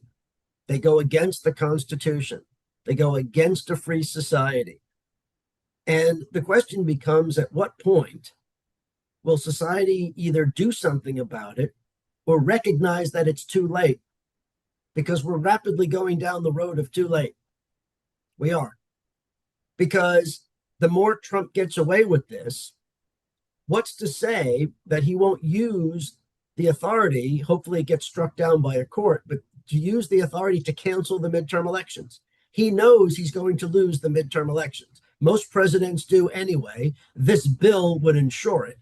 And this bill will add Democratic victories in both houses. And there's no reason why Trump would not be terrified of the midterms, because then the last 2 years of his presidency, he'll be held to account and he won't be able to do stuff like this. And so if he keeps this grotesque authority to cancel our elections, this is exactly why he would use it. He's not going to use it when he thinks he's going to win. He's not going to use it to help somebody else. It's all about him. And he knows the legality. He has people telling him all this grift that we just talked about. He's making millions of dollars off the backs of Americans by selling products. I mean, I guess people have to be stupid enough to buy them, but they are, and pay those prices for them. And he's getting to enrich himself. And, the thing that I don't think we talked about, but one of the concerns about the Iran strike, not going backwards, I don't mean to change topics, but I did want to get this out there. July 4th, man. Let it is go. That Trump, the Trump Corporation, his business, opened up a company called IP3 International. Read about it. IP3 International. And IP3 International is part United States, and guess who's the other part? Russian oligarchs, Putin. Okay? And you know what their mission is? The mission of IP3 is to build nuclear power plants in the Middle East. They are looking to get contracts in Saudi Arabia, and wait for it, in Iran. In Iran. Why do you think Donald Trump did a lackluster bombing mission? If we were going to do it, we needed to drop twice the number of bombs to destroy those sites, but we didn't. And why was he so quick to want to enter negotiations with the regime, the Ayatollah? Because IP3 wants to be able to build them. We destroyed Iran's ability, or we wanted to destroy Iran's ability to do it, so that Donald Trump and Vladimir Putin's private businesses could go do it and make money off of it. That is why our democracy is eroding. And if you want to think for a minute that any of our 46 previous presidents did anything amounting to this, you got your head in the sand. And that's why July 4th needs to be a ratification, a reaffirmation of our democracy. And we need to unite. And we need to unite behind going back to the regular order of government. That's my 2 cents. I'm R Squared. Thank you for this moment. I'm leaving it at that, bro. I'm leaving it at that. There's nothing else I can say other than get on. I'm leaving. I'm leaving on that, man. Ken? Nope. Sometimes, I will follow the advice of my beloved mother. May her memory be a blessing. Never miss an opportunity to keep your big fat trap shut. Monkey Wrench Wellness says, how is that even legal? It's not. Not. It's not. Not at all. Not at all. Hence the reason why 2017, he pulled us out of that Obama. People seem to forget that. People seem to forget that in 2017, Obama had a thing in place to watch Iran, and Trump pulled us out of that in 2017, which allowed them to do what they were doing unwatched. People, pay attention. It is a lot. Like I said, watch C-SPAN. Because C-SPAN they call this stuff out in the House. They bring this stuff up in the Senate. They bring all of this. So let me get ready to get out of here so we can all enjoy our 4th of July. But these are the outro banners. Thanks to everybody who supports the show with the beanies. These are the shows that I produce. Make sure to check them out. Turnbuckles and Spilt Liquor is tonight at 9:30. You Are the Star karaoke every first Friday. I want to thank everybody who came out last Friday because we pushed it back because of July 4th. So we won't be there for the 4th of July because that falls on the first Friday. Brockton Police Cadet Program is recruiting now. Reach out to the Brockton Police Department. Emerge Career. If you were incarcerated and your cases are all cleared up, Emerge will help you get a CDL license. Journey Church in Kentucky. They have a pantry on Thursdays and Sundays, 3 to 6 and 10 on Sundays for food. Saturday, Bishop's Training Fitness, Stay Young Fitness on Saturdays, free for kids. Please apply now. Jerron Bradley, Jerron Court is having an event on July 10th. He's running for mayor. Run the Home Base, early bird registration. That takes place July 26th. Mini Mechanic Summer Program, register now. And then she was on this show August 7th, DV Awareness Pro-Am Race. That takes place in Rentham at the Supercharge Entertainment Center. And Monkey Wrench Wellness, who's in the chat, free Warrior Yoga. That takes place on Wednesdays at 6:30. It alternates, so check out those dates at the Abington Library. And then Broken Chain Biker Church, I think it's August 23rd is the drawing for this motorcycle that you see here. $20 per ticket, buy 5, get 6 free. And then Black-owned businesses, they're going to be at several restaurants each Saturday in August. So please make sure to go on the website and check out and support those restaurants. Sunrise Steakhouse is one, and there's a couple other ones you want to check out. Also, Democratic candidates who are running for election and re-election will be at the Keaton Firefighters Hall on June 26th, which is past, so I can get rid of that one there. Brockton Youth Family Day, August 31st. And then the Stephen Montero Golf Tournament will take place September 15th. Make sure to reach out to Steve Pina for tickets and Craig Pina. Brockton's Farmer Market takes place every Friday from 10 to 2. And then Mayor Moses Rodriguez, he's running for mayor, candidate for mayor. Paul Brathwaite is running for Ward 6. And as I mentioned, Jerron Bradley, Jerron Court is running for mayor. And if you have a banner or something, you want to get it on the show, make sure to bring that to me. Chris Gagne's in the chat. He says, enjoy the 4th, everybody. Like I said, R Square closed it out. I want to thank everybody for tuning in. You guys just want to say your goodbyes? Get out of here? Sure.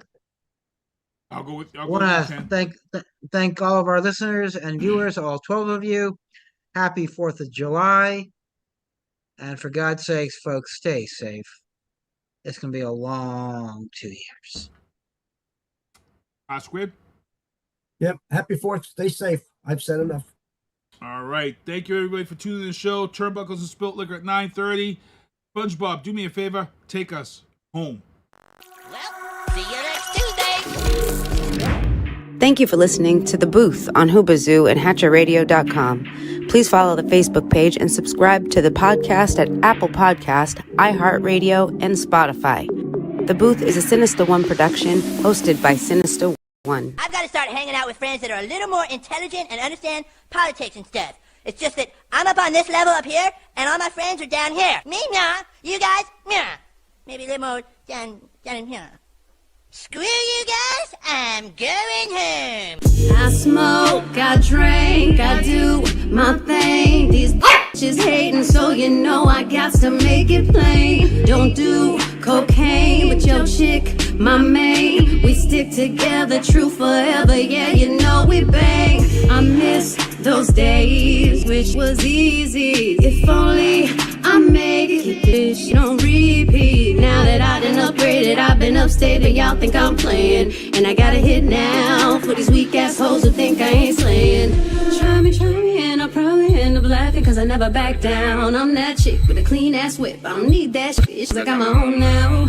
I get hurt, I get tired of fussing, fighting, guess I gotta crack down. Don't mess with me, cause on everything, I'ma have to bring the whole city out. WHOOBAZOO, that's whobazoo.com. Enter website, enter website, enter website, enter website.